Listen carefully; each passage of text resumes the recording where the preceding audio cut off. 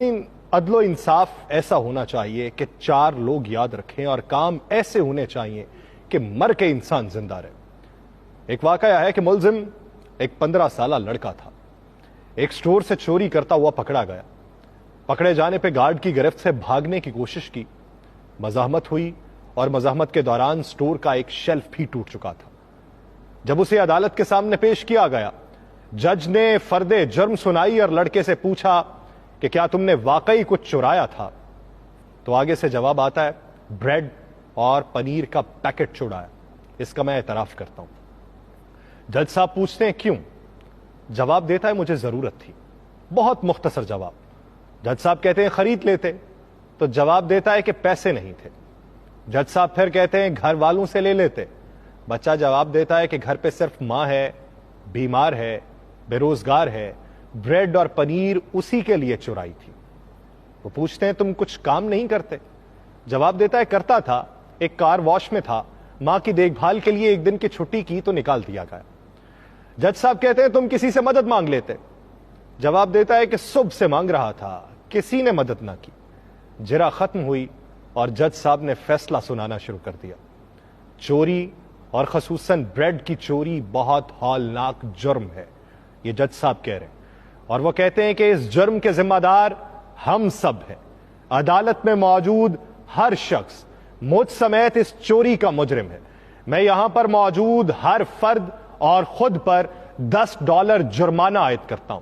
$10 ادا کیے بغیر کوئی شخص کورٹ سے باہر نہیں جا سکتا۔ یہ کہہ کر جج صاحب نے اپنی جیب سے $10 نکال کے میز پہ رکھ دیے۔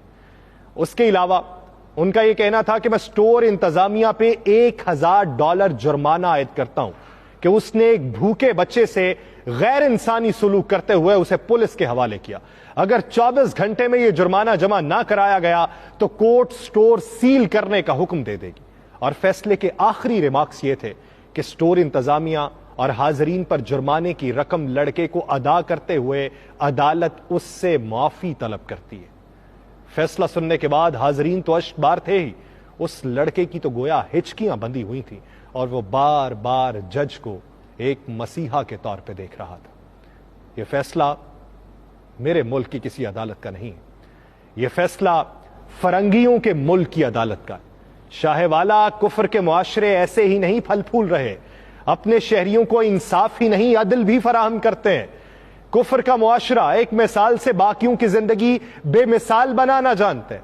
شاہ والا کفر کے معاشرے انسانوں کی بنیادی ضروریات زندگی سمجھ رہے ہیں۔ ہم جنہیں کفر کا معاشرہ سمجھ رہے ہیں وہ ہمارے نزدیک تو کچھ اور ہی معاشرہ ہے، اور اسے سہل کرنے کے لیے وہ لوگ کوشاں ہیں۔ اس معاشرے میں انسانی جذبات کی قدر ہو رہی ہے اور انہیں چار لوگوں میں مجروح نہیں کیا جا رہا۔ اس معاشرے میں مجرم کو اپنی صفائی کا پورا موقع دیا جاتا ہے اور پھر اپنا فیصلہ صادر کیا جاتا ہے، جبکہ یہاں انسان کی زندگی اجیرن کر کے، اس کے جذبات مجروح کر کے، اس کی ضروریات کو پسے پشت ڈال کر اس سے جینے کا حق چھین لیا جاتا ہے، اور اس کے لیے صرف جھوٹے دلاسے ہوتے ہیں اور طفل تسلیاں رہ جاتی ہیں۔ ہمیں اپنے آس پاس